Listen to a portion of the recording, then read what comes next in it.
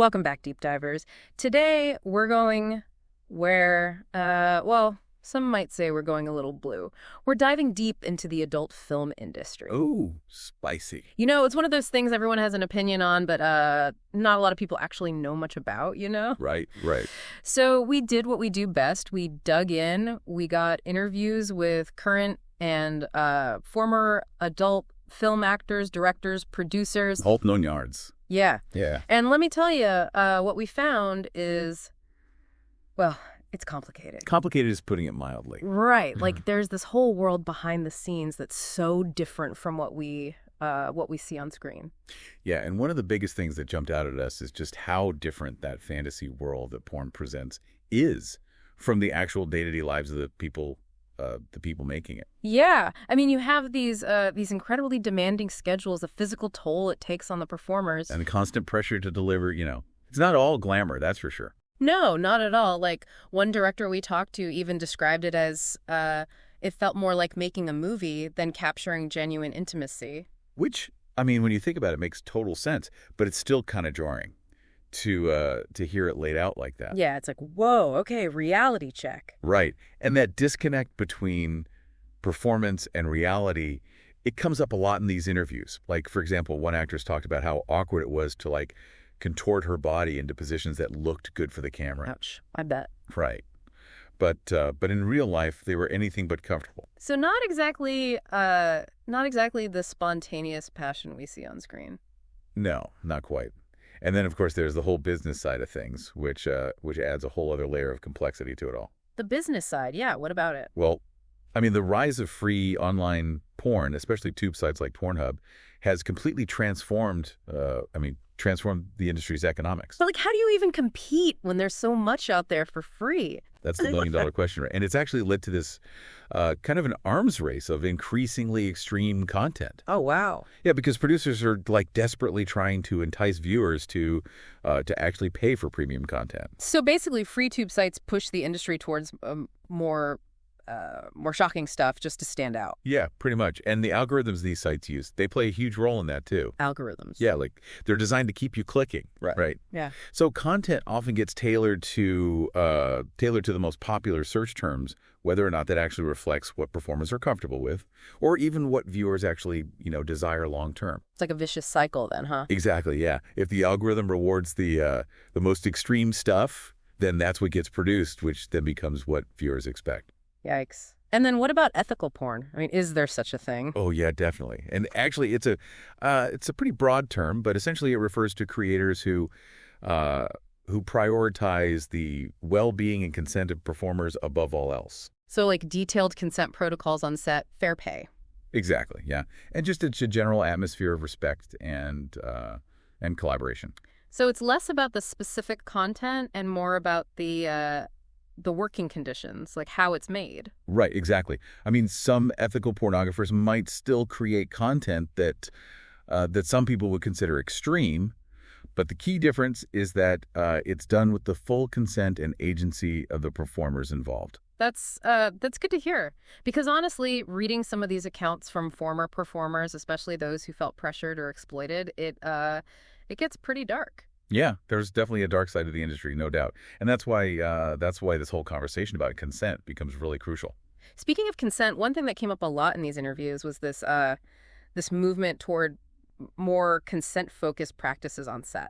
Oh, yeah, absolutely. It's definitely a step in the right direction. We're seeing more directors implementing detailed consent protocols involving both performers and crew. So it's not just a behind closed doors kind of thing anymore. Right. For example, one director described actually including moments of consent negotiation in her films. Wow. Actually on camera. Yeah. Asking for permission before trying a new position or something like that. That's really interesting. It's a way of challenging those old power dynamics and modeling healthier sexual communication for viewers. That makes sense. But is that really happening across the board, though? I mean, what about platforms like OnlyFans? It's a valid question. Right. And while OnlyFans has definitely given performers more control over their content and their income, it's not a utopia, Right. There are still pressures, especially in a market where the most extreme content often gets the most attention. Yeah, and it sounds like even with platforms like OnlyFans, that pressure can really take a toll. Absolutely. It's that constant tension between the allure of the industry and the realities of the work itself, you know? Yeah. And it makes you wonder if platforms like OnlyFans are actually dismantling the exploitative structures or just replicating them in a new form. Right. It's a complicated question. But hey, at least the conversation about consent is happening, which is more than we could say for the past. True, true. So where do we go from here? What's next? Well, let's talk about that after a quick break. Sounds good. We'll be right back. Stay tuned. You know, it's kind of wild how these performers, they have to like juggle these two totally different worlds, you know? Yeah, that constant push and pull between the fantasy world they're portraying on screen and their real lives off camera. It's a lot. Yeah, one actress we talked to, she even described it as like living a double life. Like there's her porn star persona, and then there's the real her. The woman who loves baking and going to the gym and all that stuff. Exactly, yeah. And it makes you wonder, like, how do you even separate those parts of yourself? And how sustainable is that in the long run? Especially with the stigma that a lot of performers face, once they step outside of the industry. Oh, absolutely. The judgment, the discrimination. Yeah. It's real. We read about a lot of performers who are like really hesitant to even tell people what they do for a living. Makes sense, I guess. I mean, who wants to be judged or ostracized like that? Right. It's like they have to carry this secret part of themselves, which can be incredibly isolating. And even if people know, like I'm thinking about that British performer who had talked about his dad making jokes, it seems like there's still a lot of, tiptoeing around the subject. Yeah, for sure. It really speaks to the deep-seated shame that still surrounds sex work in general. Even for those who are like successful and seem really confident in their choices. So we've talked a lot about the challenges, the pressures, the dark side of the industry. But what about the other side? Like, what are the things that actually keep people coming back to this work? Well, it's not all negative, right? Yeah. I mean, we talked to a number of performers who genuinely, like, really enjoy the work. Oh, yeah. They talked about things like the creative freedom, the physical and emotional release, and even a sense of empowerment they get from owning their sexuality. That reminds me of that story you mentioned before the break, the one about the actress filming a scene out in a field. Oh, yeah, totally. She was talking about how she was, like, surrounded by hay bales, bathed in sunlight. Yeah. Well, it sounded almost poetic, you know? Not exactly what most people picture when they think of, porn. Right. And that's what makes it so interesting. It challenges our preconceived notions of what porn is supposed to be. Yeah. Like, it can be beautiful, it can be artistic. Yeah, and it's not just about performing a role, but also about expressing themselves creatively. Exactly, yeah. A lot of them talked about enjoying the challenge of embodying different characters, Yeah. exploring different aspects of their sexuality, and even like improvising scenes to make them feel more authentic. That makes me think about the people behind the camera. It's not just about pointing a camera and yelling action or Yeah. Oh, definitely not. There's actually a surprising amount of skill and thought that goes into filming and directing porn. Yeah, the directors we read about talked about things like creating believable stories, getting visually appealing shots, and even using lighting and sound to like set the mood and build tension. Right. They're using all these tools of filmmaking to create a specific experience for the viewer. Wow, so it really is like composing a symphony, like you said. Totally. And one thing that really stood out to me was the amount of preparation that goes into each shoot.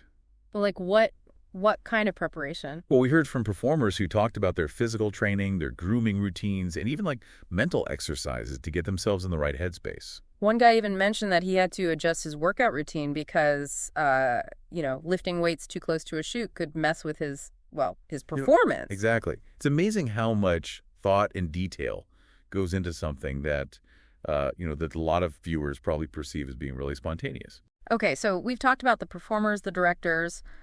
What about the producers? What are they dealing with in all of this? Well, as we discussed earlier, the rise of all this free online content has created a super competitive market. So producers are like constantly trying to find ways to stand out. I can imagine. It's like, how do you even get noticed in all that noise? Right. And on top of that, you have all the ethical considerations. No. Well, they have this responsibility to ensure the safety and well-being of their performers, but they're also working within a system that's that's driven by profit.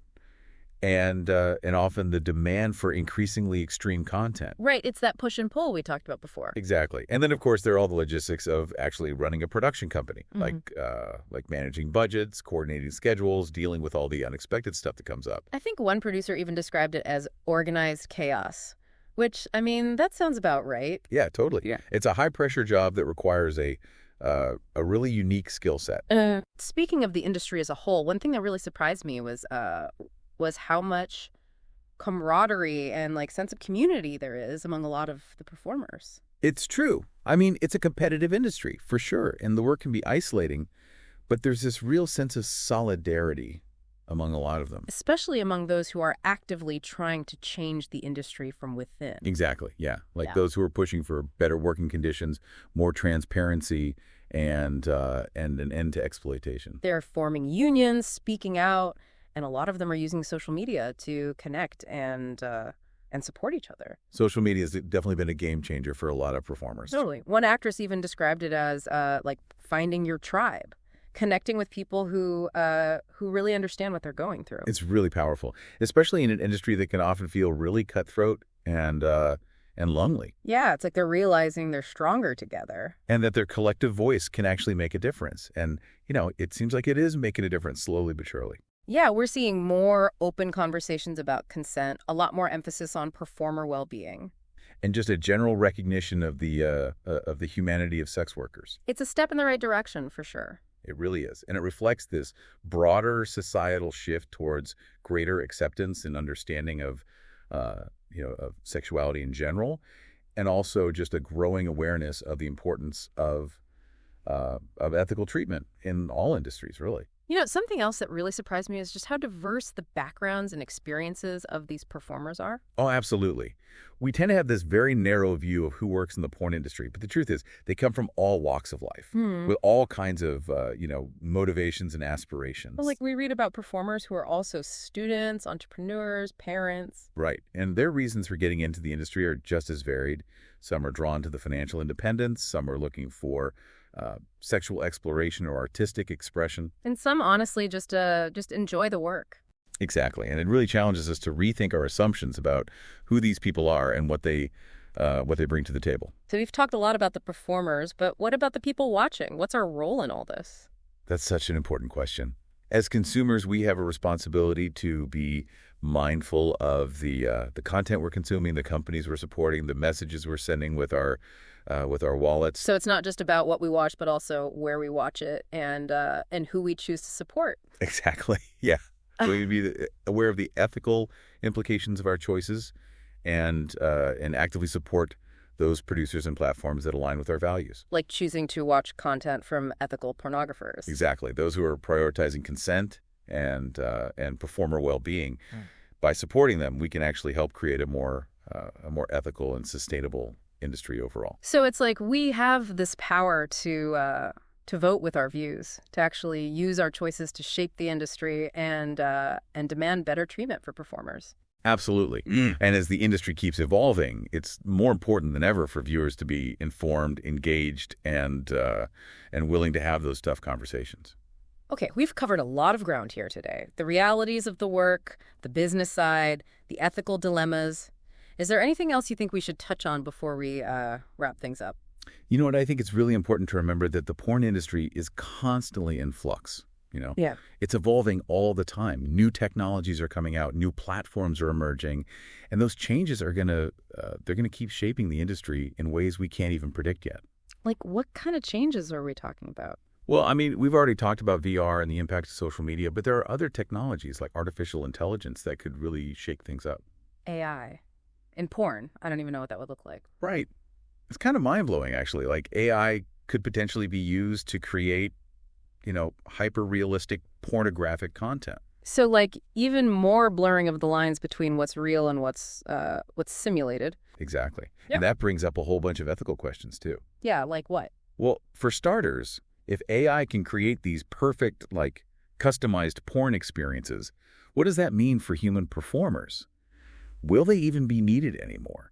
And then there's the question of, How do we make sure these virtual experiences are created and consumed ethically? It's like we're barely grappling with the ethical issues around real porn, and now we have to worry about virtual porn, too. It's a lot, right? And those conversations are only going to get more complicated as the technology gets more sophisticated. It's kind of overwhelming to think about, honestly. I know, it's a lot to unpack. Yeah.